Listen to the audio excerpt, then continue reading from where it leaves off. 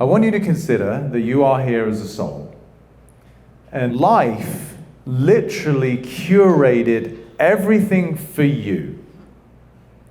Right? Because you think there's someone over there's some jackass who's cutting you off on the highway and your boss is this, and it's like, you're a victim of circumstance. No, consider literally everything, every ounce of your life's existence, somewhere, some incredible intelligence is giving you precisely what you need to fundamentally break free from the constraints with which you arrive.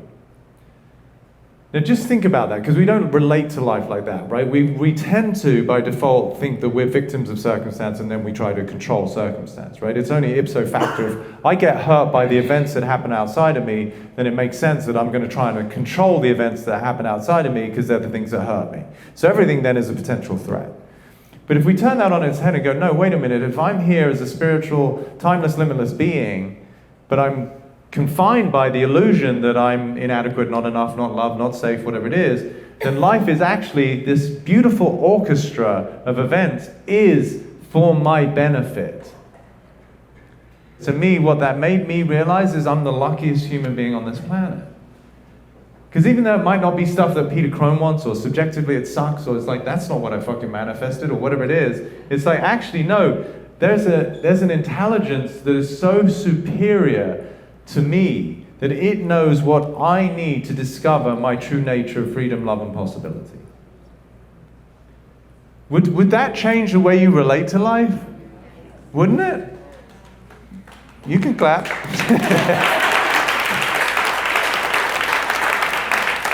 Because as I was saying earlier, we tend to hold on to the things that we didn't like or didn't work, and then we tend to resist the things in our life that now we say aren't the things we want, and then we worry about avoiding the things repeating themselves. And so we're in a constant state of some form of resistance. But if you turn it around and go, no, wait a minute, what if I'm in this container, this dimension, purely for my emancipation from my own limitations, and the life will curate everything and person so that I can do that. However abhorrent it seems, or however uncomfortable, or however painful, or however sad, or however freaking inconvenient, if we could just turn it around and go, okay, what is this revealing for me? You're extraordinary beings pretending to be very ordinary. And that's okay, it's human, but that's why life doesn't work and you're frustrated and you need whatever you need in terms of self-medication and there's nothing wrong with it, but I'd much rather you will thrive and that you live from a place of, as I said, freedom, love, and possibility. And there's one of my favorite quotes by Proust. He says that the journey of true discovery lies not in finding new lands, but in looking through new eyes. And if there's something I can give you all, it's a new set of eyes, right? Because your world is commensurate with the view that you have of it. They're just not separate. They're really not. Okay, what you got? Peter. Hi. So my body is experiencing some accumulation. Okay. Most likely, I have a sty in my right eye, but I have a cyst in my right wrist and a mass in my uterus. Okay. I feel like I've made as much peace as I can with the latter, the last one, Okay. the most profound one. Yeah. Most profound one to you. To me. Thank you. She's a bit of a pro, so I can cut straight to the chase. Yeah. Do you get what I just said there, right? Absolutely. Yeah. Sty, wrist, uterus, the most profound one. No, sty, wrist, uterus. Just, they're all there. It's just what it is, yeah. Accumulation. Yeah. I just don't know what I'm missing, not seeing. Well, you've done the work, so what, even in the statement you don't know what you're missing, what's the lie? That I'm missing something. Correct. Sounds like you're not missing anything, you actually got a little extra of something.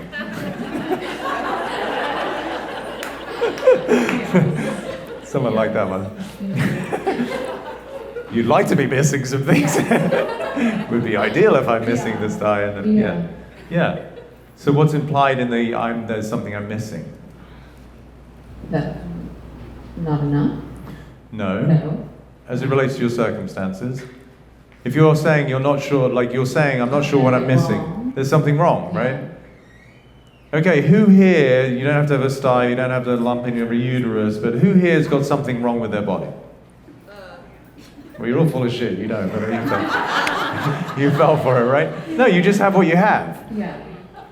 And I'm not saying what you want, but what's beneath that?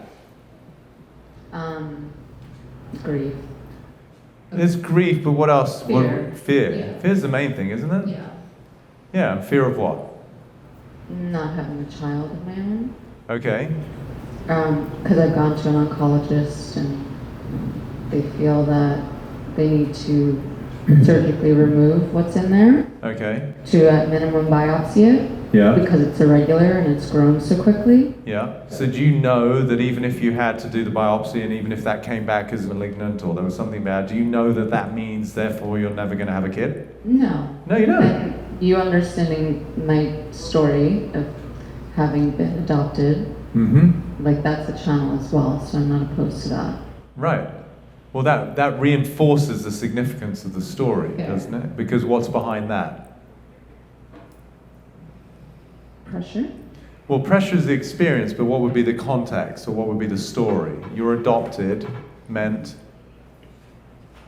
I was given up. well, yes, but what's another way of saying that with I'm not? Oh, not wanted. Not wanted. Yeah, Yeah, of right? course. Yes. How quickly we forget. It's only sort of defining your whole life. Like, what was that he said? I put it down on a post-it somewhere. Oh, that's right. I'm walking around thinking I'm not wanted. Yeah. Okay, for a woman who lives in the world that she's not wanted, how commensurate would that be with someone being the channel for a child? It's okay. It's okay. It's okay. There you go. Yeah, I know, it's deep. It's okay. No space. No, I know, take your time. It's okay, we're here for it. It's okay.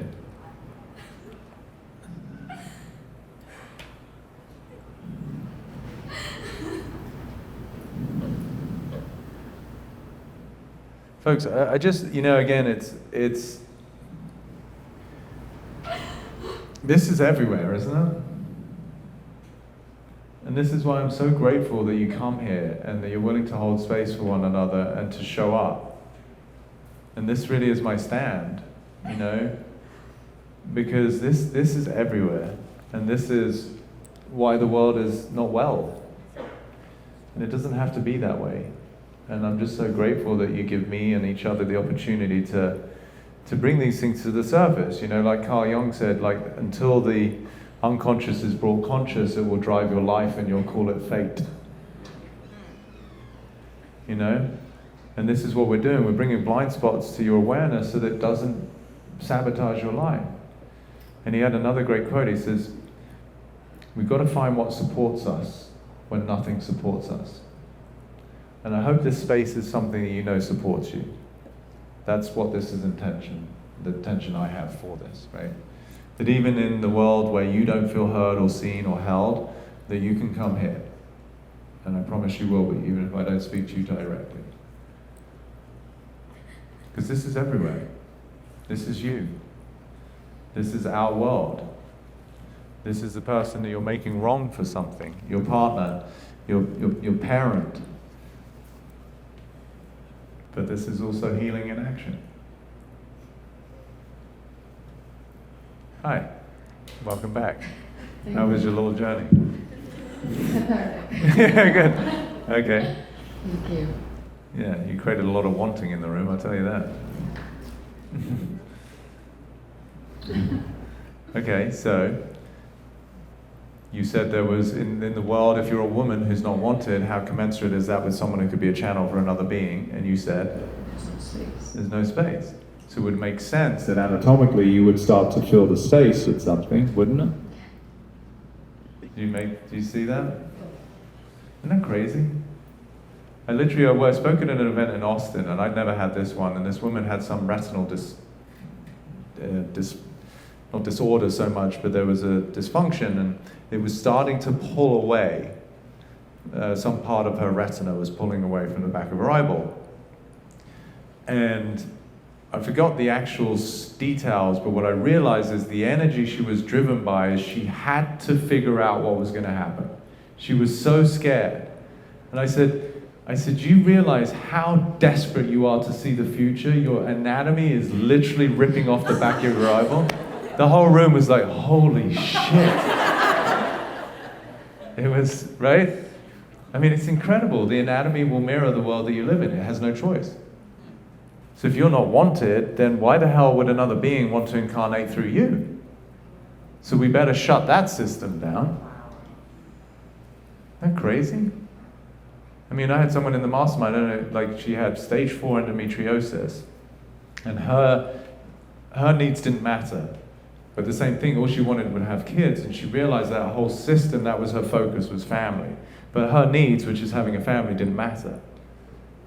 And so that system becomes redundant. 6 weeks after the end of the mastermind, no endometriosis. Gives me chills. Okay, so what's the lie? That I'm not wanted. Say it louder for the people in the back. That I'm not wanted. Yeah, so what's it like to live in a world where you're not wanted? Fucking terrible. Yeah, it is, isn't it? Yeah. And what was your justification for the belief that you're not wanted? The adoption. Yeah, so you made adoption mean I'm not wanted. Can anyone turn that around? It's quite the opposite, we could say, right? I was adopted, fucking A, I was wanted. Yeah. Thank you. Well, we're not done yet, you're not getting out of this. Still trying to stay in the I'm not wanted. I'm not wanting to finish this. Yeah. I get the world of it, right?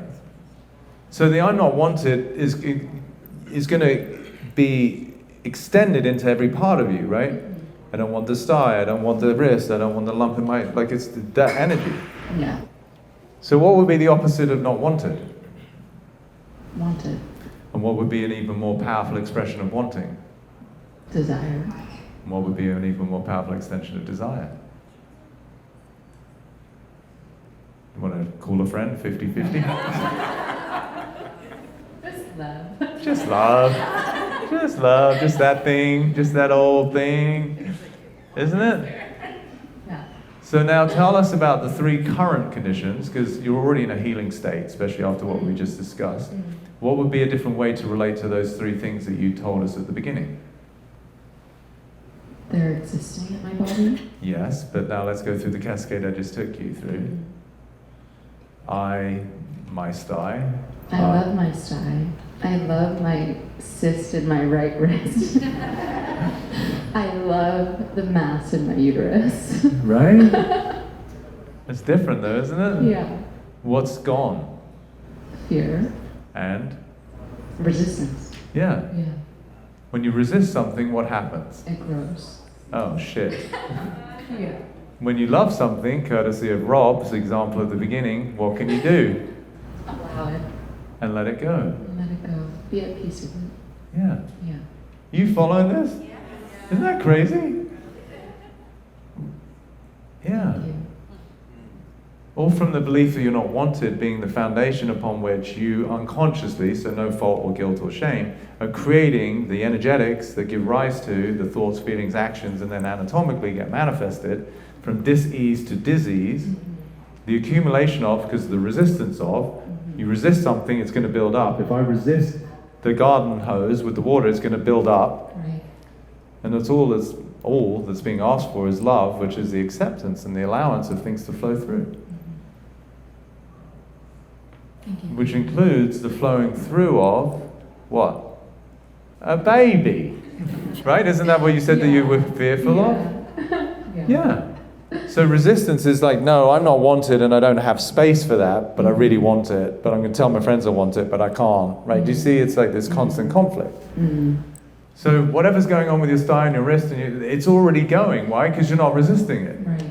You're allowing it. And in the allowing, there's just the absence of any resistance, which is therefore your body, even in the space that we've been here for 2 hours, we've all got new bodies because cells are dying and new cells are being born. We're in a constant state of flux. But when you don't want something, you stop the process. Right. Yeah. Yeah. So what just became available to you in your new world? Everything.